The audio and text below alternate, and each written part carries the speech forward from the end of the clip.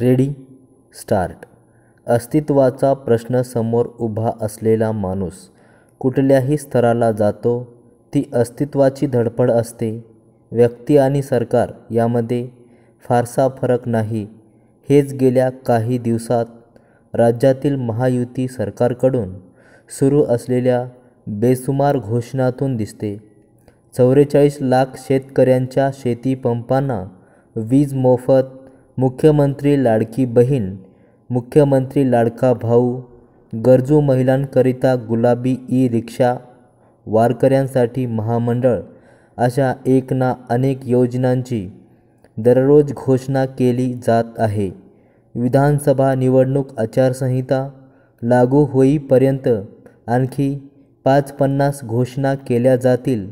मुख्यमंत्री लाडकी बहीण योजनेकरिता आतापर्यंत 1,13,91,000 महिलांनी अर्ज भरले असून या योजनेकरिता 46,000 कोटी रुपये खर्च अपेक्षित आहे.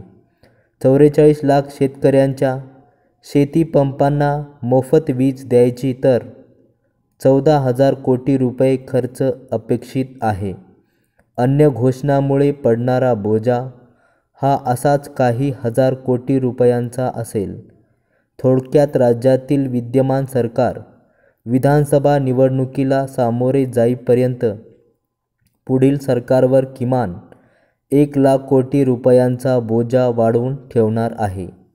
राज्यातील सध्याचे सत्ताधीश त्यांच्या पूर्वसुरींनी मावळलेल्या वाटेनेच वाटचाल करीत आहे. 2004च्या विधानसभा निवडणुकीपूर्वी शिवसेना प्रमुख बाळासाहेब ठाकरे यांनी पुन्हा युती सरकार सत्तेत आल्यास शेतकऱ्यांचे वीज बिल माफ करू अशी घोषणा केली होती. तत्कालीन मुख्यमंत्री सुशीलकुमार शिंदे या घोषणेने धास्तावले. त्यांनी निवडणुकीच्या तोंडावर 2 महिन्यांकरिता वीज बिल माफ केल्याने पुन्हा काँग्रेस राष्ट्रवादी काँग्रेसचे सरकार सत्तारूढ झाले. मात्र शिंदे यांच्याऐवजी मुख्यमंत्रीपदाची माळ विलासराव देशमुख यांच्या गळ्यात पडली.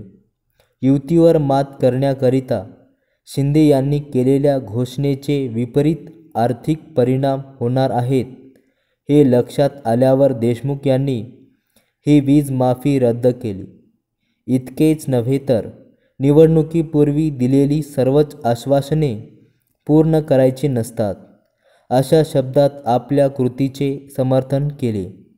20 वर्षापूर्वीच्या या इतिहासाची आठवण करून देण्याचा हेतू हाच आहे की निवडणुकीपूर्वी खैरात वाटणारे पुन्हा त्याच पदावर येतात असे नाही.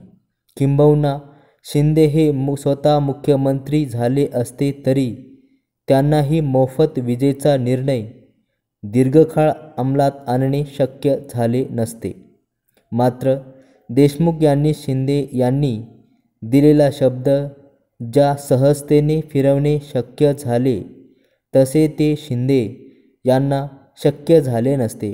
केंद्र सरकार देखील कोरोना काळापासून 80 कोटी गोरगरीब भारतीयांना 5 किलो धान्याचे वाटप करीत आहे.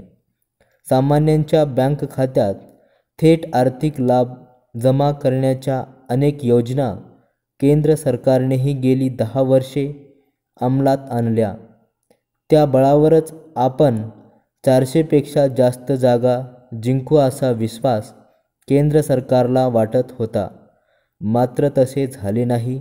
लोकसभा निकालाचा अभ्यास करताना मग असे लक्षात आले की लोकांच्या खात्यात दरमहा 2-5 हजार रुपये जमा होत होते. पण 10 वर्षात महागाई इतक्या मोठ्या प्रमाणावर वाढली की 10 वर्षापूर्वी ज्या रकमेत त्या गोरगरिबांचे भागत असे तसे ते आता भागत नव्हते. सध्या महाराष्ट्राच्या डोक्यावर 8 लाख कोटी रुपयांच्या कर्जाचा भार आहे. 1999मध्ये तत्कालीन शिवसेना भाजप युती सरकारने सत्तेची सूत्रे खाली ठेवली तेव्हा जेमतेम 10,000 कोटी रुपयांचे राज्यावर असलेले कर्ज 40,000 कोटी रुपयावर नेल्यामुळे दोन्ही काँग्रेसनी टीका केली होती. प्यारा स्टॉप.